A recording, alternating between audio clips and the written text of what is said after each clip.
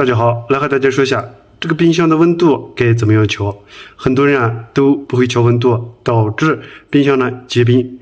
那还有冰箱它特别的费电。今天我来给大家说一下冰箱的温度，我们学会这样的调节，那冰箱里面不结冰，而且还比较省电。很多人把这个冰箱的温度调到一个数字之后一年四季都从来没有改变过。当我们冰箱刚买回来的时候是调到这个温度了，那过10年8年这个温度还是在这个位置，从来没有把这个温度给它调节过。那这样的做法无疑是错误的。我们该怎么样正确的来调节冰箱的温度呢？其实它是根据我们冰箱里面储存的食物，还有根据季节的变化，我们来调节这个温度。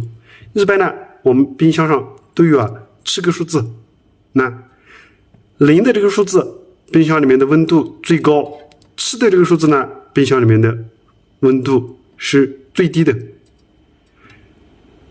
给大家来简单的举个例子，当0的时候这个冰箱里面有10度；当7的时候这个冰箱里面的温度有负的20度。这就是数字越高，冰箱里面温度越低；数字越小，冰箱里面温度越高。刚好它是相反的，大家一定不要搞错了。那我们春天的时候，冰箱的温度怎么调？秋天的时候怎么调？夏天的时候怎么调？冬天的时候什么调？都是有一定的规律。那一般我们春天的时候把这冰箱的温度大家看，我们不要调得太高，也不要调得太低，我们调到2和3之间是最合适的。秋天的时候我们也是把这个温度调到2和3之间。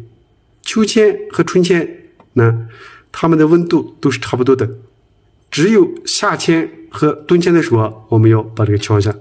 夏天的时候大家看，我们把这个温度不要调到7，有的人觉得调到最冷的时候是最合适的，其实不是的。夏天的时候如果把这个温度调到最低了，当我们打开冰箱门的时候，冰箱里面就会有热空气进入，导致这个冰箱里面就会水凝柱形成。所以夏天的时候我们把这个温度调到1和2之间。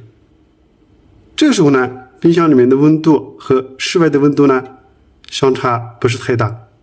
当我们频繁的开门，这时候冰箱里面食物就会保存的比较新鲜，那冰箱里面也不会形成水凝柱。冬天的时候我们把这个温度要调得低一点，对，我们一般调到5和6之间，调到6就可以了。因为冬天的时候室内的温度也是比较低，冰箱的温度调低之后那这个冰箱它就会达到一种保存食物特别好的状态。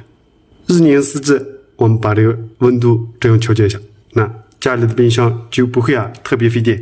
再给大家来说一下，当家里面的冰箱里面储存的食物比较多的时候，那我们把这个温度也不要调得太高，我们调到4和5之间。冰箱里面没有食物的时候，我们要外出，或者说冰箱里面不储存任何食物的时候，那我们把这温度调到1和2之间是最合适的。这样既能保证我们冰箱里面不结冰，而且比较省电。分享给大家，希望对大家有所帮助。如果你有不同的好方法，可以在评论区留言，我们一起来交流学习。